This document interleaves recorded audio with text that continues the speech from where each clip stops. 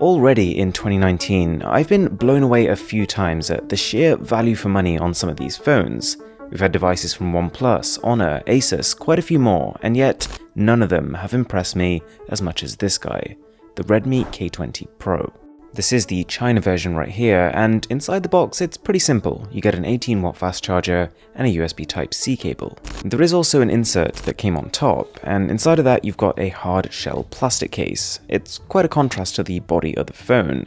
Speaking of which, this is different. To give you a bit of context, this phone was nothing but a rumor until right after the announcement of the OnePlus 7.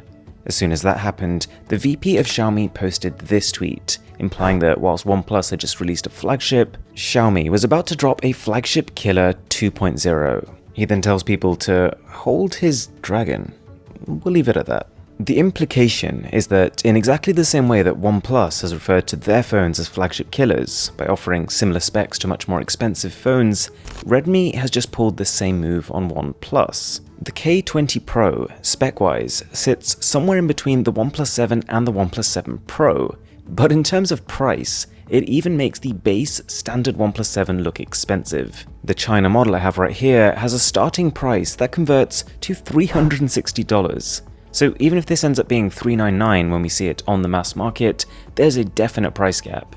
So where is the compromise? It's definitely not in the body of the phone. The K20 Pro is surrounded by 3D curved glass, and the design itself is apparently inspired by fire. The way it actually looks depends massively on the lighting conditions you see it in. In broad daylight, it glistens in its own trippy, multicolored way, but move out of the light and it becomes subtler and a little bit less polarizing than it looked in the official renders. I like it. There is a definite illusion of depth, and it doesn't look as cheap as I was worried it might. Not to mention, that pop-up camera has LED lights built into it. That is a massive power move, and also allows the ring on top to double as a notification LED. I would say it's not as useful as having one on the front of your phone, because it does restrict what angles you can actually see it from, but nonetheless better than not having one. Oh yeah, and the phone has a headphone jack.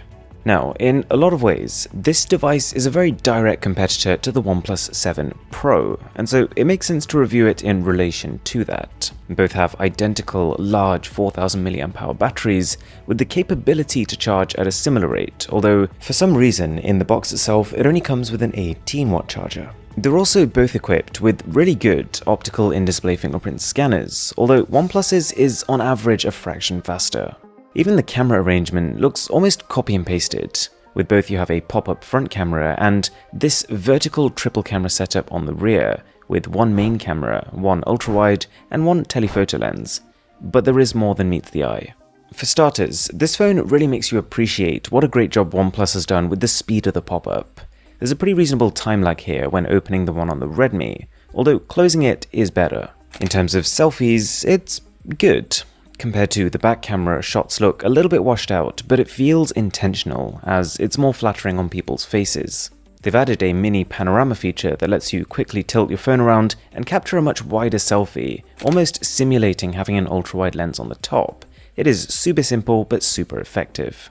As for the primary cameras on the back, while both are using the same 48 megapixel sensor, a combination of OnePlus's larger aperture and two very different image processing algorithms does mean that for the same photo, you can still get two very different results. If you move to an extreme scenario, the Redmi does fall behind in dynamic range, but for the price, they've knocked it out the park. The K20 Pro also has a 2x telephoto camera, and it's serviceable, it just won't look great if you want to digitally zoom further than that. Then there's the ultra-wide, which has a completely different story. It's got a mega field of view, making even objects that are pretty close to you look distant, which in this case is a good thing.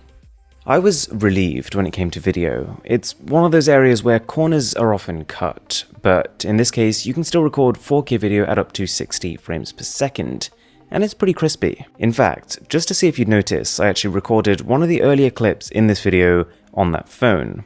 Not bad. Night mode is definitely on the noisy side, although because this is early software, it's very possible you could see an improvement. The hardware is definitely more capable than the end result is indicating. If you do want to see a detailed camera comparison with this phone, then do subscribe, I would really appreciate it. Now, both of these devices even have a lot of the same omissions. No wireless charging, no IP rating, and no microSD card support. The latter is a bit more of a blow to the K20 Pro, because in order to achieve that headline-grabbing price, their base model starts with only 64 gigs internally. If you're the kind of person who wants to download music and videos, or keep your photos stored locally, I wouldn't recommend that option. I'd already used 23 gigs by the time I just installed some of the games I wanted to test it with. The other thing I did notice was the phone's haptic engine is pretty meh. You'll notice a stark difference between this and, let's say, the latest iPhone, but for most people this is a subtle point.